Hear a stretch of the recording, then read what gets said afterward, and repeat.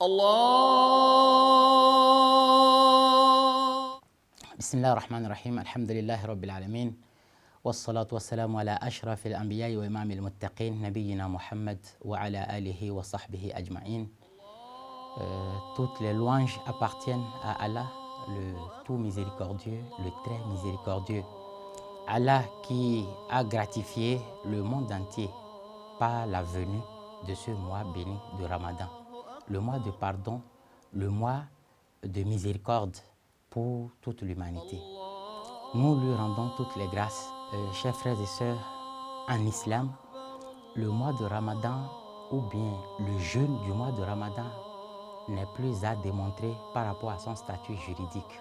Il s'agit au fait d'une obligation, non, au-delà d'une obligation, d'un pilier de l'islam, un pilier sans lequel l'islam n'a pas de fondement, n'a pas sa base. La croyance d'abord, ensuite l'acte, l'œuvre qui consiste à jeûner. La définition du jeûne aussi n'est plus trop demandée puisqu'il s'agit de s'abstenir de manger et de boire et encore d'approcher, c'est-à-dire de s'abstenir de tenir tout contact charnel avec sa femme du début, c'est-à-dire depuis l'aube jusqu'au coucher du soleil. Quand Allah dit dans le Coran, Ya ayyuhalladhina amanu, kutiba alaykumus siyam kama kutiba ala alladhina min qablikum la'allakum tattaqun. Ô vous qui avez cru, on vous a prescrit, on a fait du jeûne du mois de Ramadan une obligation sur vous, comme on l'a fait sur ceux d'avant vous. Ceux d'avant vous, c'est les gens du livre, comme le Coran les appelle. Il s'agit des juifs et des chrétiens. Ceux d'avant nous avaient une prescription du jeûne, mais pas comme pour nous. Nous, on a le Ramadan. Eux autres, ils avaient des jours bien définis. Le prophète Moïse, pour aller à la rencontre de son Seigneur avec les hommes que Dieu lui a recommandé d'amener, ils avaient jeûné pendant 40 jours. Donc, le jeûne, en tant que s'abstenir de manger, de boire, d'approcher sa femme, est le même principe de base. Mais les modalités, le temps, les jours, c'est ça qui diffère d'une communauté, d'un peuple à un autre. Nous, en tant que communauté du prophète Mohammed, sallallahu alayhi wa sallam, nous avons l'obligation de jeûner le mois de Ramadan. C'est ça notre seule obligation. Les autres jeûnes ne sont que surérogatoires. En tant que tel, il faut respecter certaines règles de ce jeûne-là qui concourent à la validité de ce jeûne. Lorsque nous jeûnons, si nous n'observons pas les règles qui rendent valide le jeûne, nous risquons de rester à jeûn gratuitement sans être acceptés, sans que notre jeûne ne soit accepté par Dieu. C'est de là que le prophète Mahomet sallallahu alayhi wa sallam a eu à dire qu'il y a certaines personnes parmi nous qui jeûnent, mais dont la rétribution de leur jeûne ne sera que la faim et la soif. Tout pourquoi? Parce que ceux-là n'ont pas observé les règles de jeûne. C'est pour cela que nous allons nous entretenir sur les règles du jeûne pour quand même sécuriser notre acte d'adoration. Parlant des règles du jeûne, il faut commencer par le début. Depuis l'aube, on nous a recommandé vivement de prendre du manger un peu avant l'aube pour différencier, pour particulariser notre jeûne par rapport à ceux d'avant nous. Au prophète Mohammed sallallahu alayhi wa sallam de dire que la différence entre notre jeûne et leur jeûne, c'est-à-dire les gens du livre, c'est akalatus sahur. C'est le manger que nous prenons pendant la nuit, un peu avant l'aube. Cette période est bien définie. Ce n'est pas la nuit tardive, la nuit, je dirais, profonde, mais c'est la nuit qui est collée à l'aube. il s'agit de manger, aujourd'hui, s'il faut être plus concret, il s'agit de manger depuis 4h ou 4h30 jusqu'à la limite de 5h, 5h20, pas plus.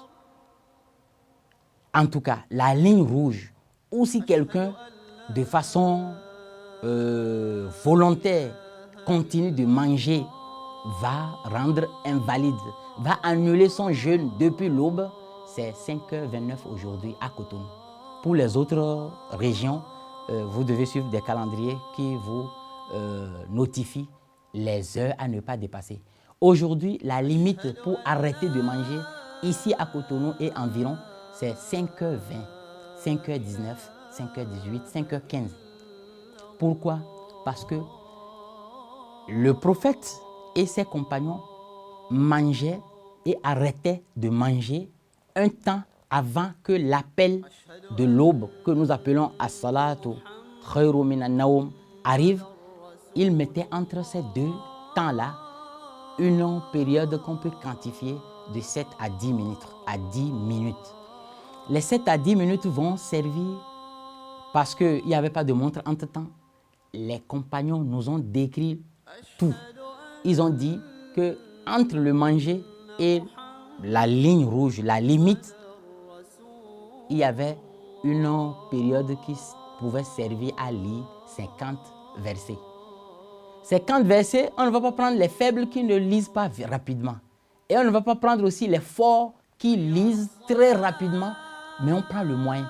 Le moyen, sa lecture pour lire 50 versets va rester entre 7 à 10 minutes. C'est pourquoi pour mieux faire et jeûner en respectant strictement la sunna, veut que tu arrêtes de manger et tu laisses 10 minutes entre toi et l'appel à salatu. Ceci étant,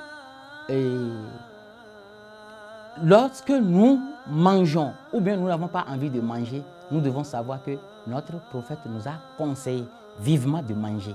Donc, même si tu n'as pas d'appétit, ne serait-ce que prendre de petits pains, de boire un peu de l'eau pour recevoir cette miséricorde, pour mettre en application la sunna qui dit « Tasahharu fa inna fi suhuri baraka ».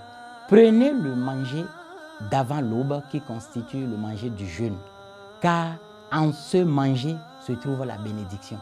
Donc, ce n'est pas pour se rassasier, mais c'est pour s'attirer cette bénédiction divine que nous devons manger ou que nous devons essayer de manger si entre-temps on n'a pas d'appétit. Ceci étant, il faut veiller à la limite, ne pas dépasser cette limite. Quelqu'un qui dépasse volontairement la limite rompt son jeûne depuis la base, depuis le début. Le reste, c'est que la fin. C'est pourquoi nous disons que si on ne fait pas attention pour connaître les règles du jeûne, on risque de rester à jeûn gratuitement et sans intérêt, sans rétribution auprès de Dieu. Après cela, il faut veiller à ne pas s'adonner à des actes qui annulent le jeûne. Parce qu'il s'agit des règles du jeûne. Il y a des actes qui annulent le jeûne, tels que le manger, c'est palpable.